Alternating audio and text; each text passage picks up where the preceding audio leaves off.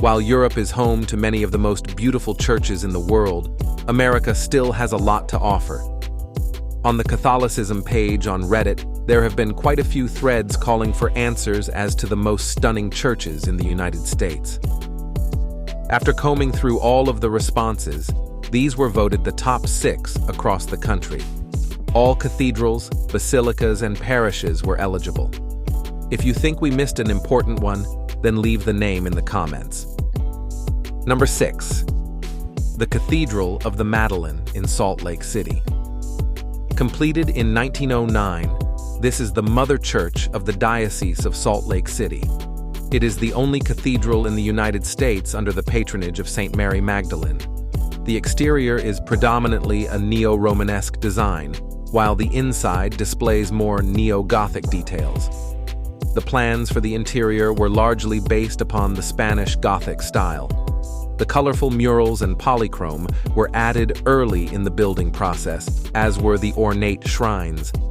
The Blessed Sacrament Chapel within the cathedral contains the tomb of Bishop Scanlon, the first bishop of Salt Lake City. Resting atop the tomb is a case containing a small relic of St. Mary Magdalene. The cathedral in Salt Lake City is only one of 2 cathedrals in the world, holding first-class relics of the saint. Number 5. St. John Cantius Catholic Church in Chicago. The 19th century brought significant Polish immigration to Chicago, and this church is a direct result of this influx. Construction kicked off in 1893, and the inside is reminiscent of the art and architecture of 18th century Krakow. The church takes its name for John Cantius, a Polish Catholic priest, scholastic philosopher, physicist, and theologian. The building has a facade of rusticated stone in the high Renaissance style, which dictated the use of classical elements such as columns, capitals, and arches. At the very top is a monumental pediment, decorated with the coat of arms of Poland's failed January uprising. The interior is in the Baroque style, and the side walls are decorated with paintings of Polish patron saints. Today, the church remains a popular destination for those seeking the traditional Latin Mass. Number 4. The Basilica of the Sacred Heart in Notre Dame. The Basilica is a major tourist attraction in northern Indiana and is visited annually by more than 100,000 tourists. The Basilica features a World War I memorial door that honors the 46 Notre Dame students, alumni, and faculty who died in combat. Inside, there are 3 altars. The first is a high altar in Gothic Revival style. The second is called the Altar of Sacrifice and was made from old pews and choir stalls from the Lady Chapel. The third altar is a Baroque altar in the Lady Chapel, believed to come from the studios of Giovanni Bernini in Rome. The ceilings are filled with a starry sky with angels, while the walls and transept are decorated with figures of saints. Each of the 12 bays of the vaulted ceiling is decorated with an angel, for a total of 96 painted angels. The basilica contains 116 stained glass windows, 7 side chapels, and a 20-ton organ with over 5,000 pipes. Number 3. The Cathedral Basilica of St. Louis. Completed in 1914, this is the mother church of the Archdiocese of St. Louis and is known for its large mosaic installation and burial crypts. Completed in 1988, the mosaics collectively contain 41.5 million glass tesserae pieces in more than 7,000 colors. Covering 83,000 square feet, it is the largest mosaic collection in the world outside Russia. The church basement contains a museum dedicated to the mosaics in the church, as well as to some of the other artifacts found within the cathedral. Also in the church, Undercroft is a chapel dedicated to the souls of former leaders of the Archdiocese.